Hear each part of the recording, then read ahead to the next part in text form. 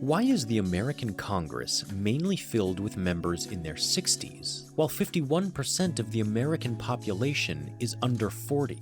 Are young people intentionally excluded from Congress? How do the current demographics of Congress affect the economy and environment? Diversity in the American Congress is increasing based on sex and race. However, younger people between the age of 25 and 35 are almost non-existent in Congress, while only 7% of members are between 35 and 40 years of age.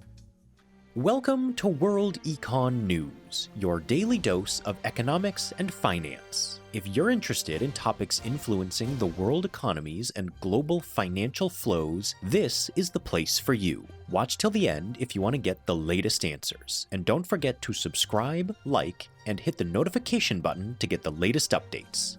Let's go!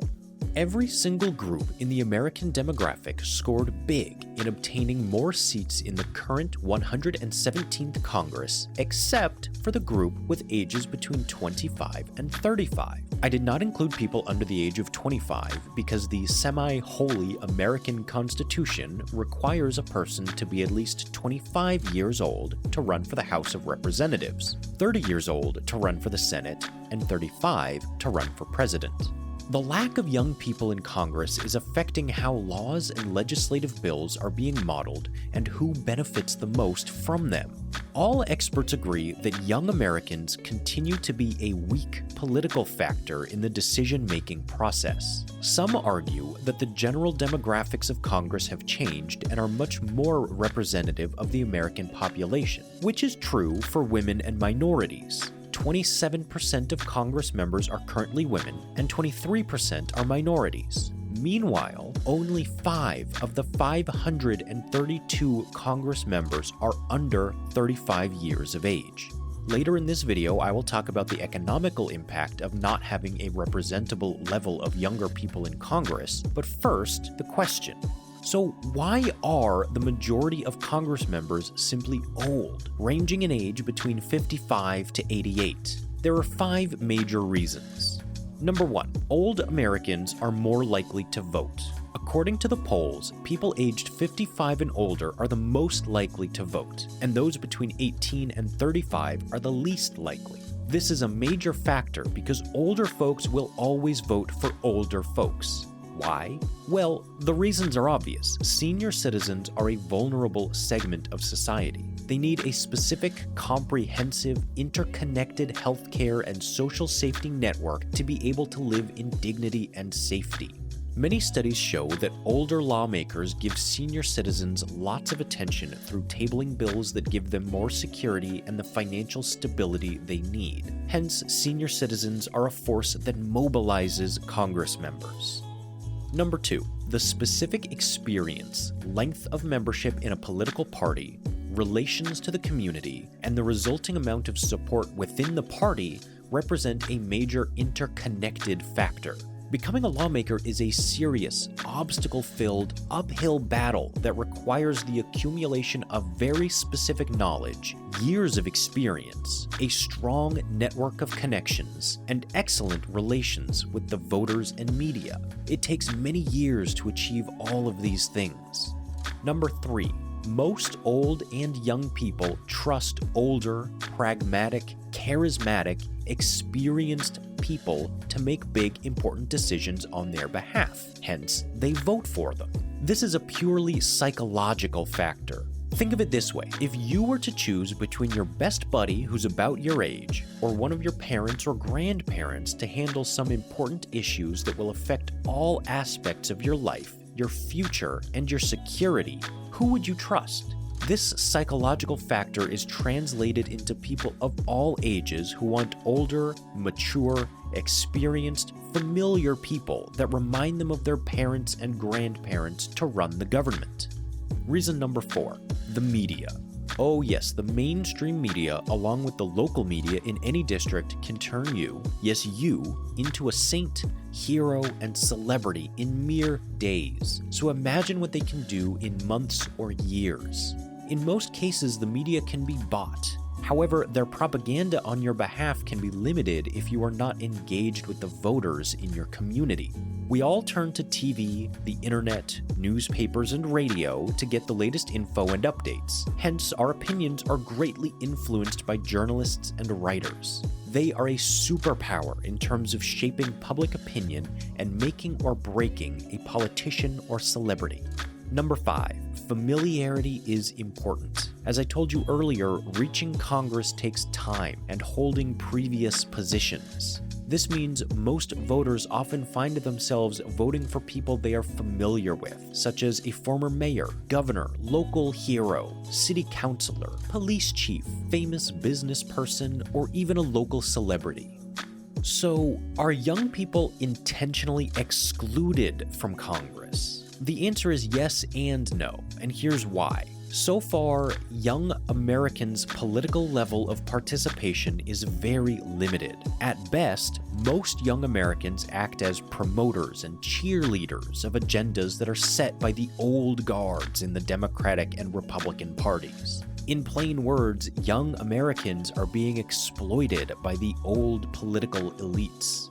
The legal age limits in the U.S. Constitution in regards to holding public office are reasonable as per experts. However, most young Americans consider them an obstacle, since such limits constitute a form of discrimination in the view of young people. Many believe that the bar must be lowered to 21 across the board. Such a move may not necessarily translate into a big block of young people in Congress, since there are numerous other factors that I talked about earlier that are bound to limit accessibility to Congress at a young age. However, lowering the bar is guaranteed to increase political participation, interest, and voting among young voters, hence improving the American democratic system. There's also the weighting and party approval factor.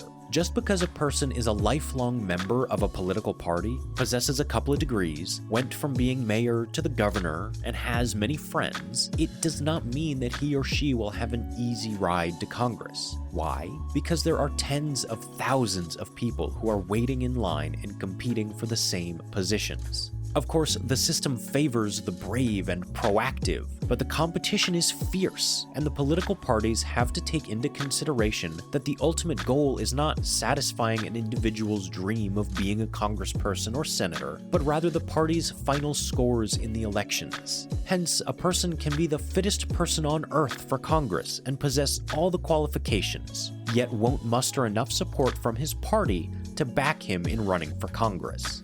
These factors are not an artificial construct designed to prevent the young from reaching Congress. It's a naturally occurring process that can only be called climbing the ladder, which takes time. A young person might begin his journey for Congress at a very young age, but will end up having to wait for 2 decades until he or she reaches the gate of Congress. And I have to add here that the gate is always crowded, and only very few can enter it. In a nutshell, the process is quite similar to going from a janitor to CEO of a major multinational.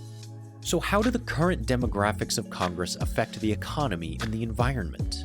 The answer is very negatively.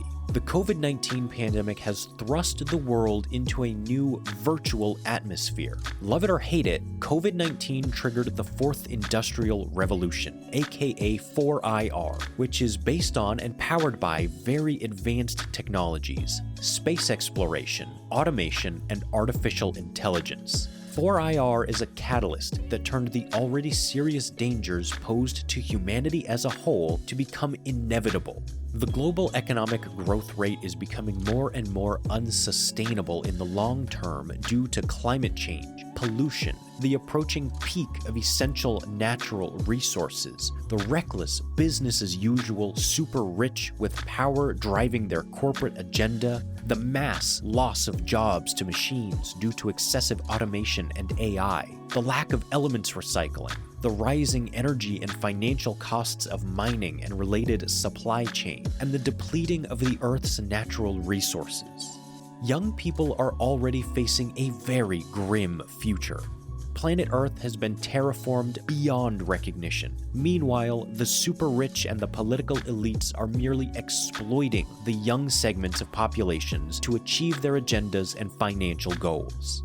One of the dangers that not having young people in Congress causes is that no good laws can be created for the virtual world that is now an open playing field. Everyone has access to it, and everyone can do what they want with it, whether harmful to others or not. Older people mostly do not even understand this virtual world we currently live in, thus cannot make any laws for it. In conclusion, the effects of excluding the young from the official decision-making process in America and globally is becoming a serious issue that is having an extremely negative and dangerous effect on the global economy, democracy, freedom, sustainability, human rights, equality, and the environment. The old are not to blame because the young voters are simply not voting. Hence, they are not driving the elected politicians to mobilize in their favor. Ignorance is no longer a blessing, but rather a serious threat to everyone's job, career, investments, level of freedom, personal health, and quality of life. Would you like to learn more about what influences the world economies and global financial flows? Click on one of the videos that showed up on the left or go to our channel to find other interesting topics.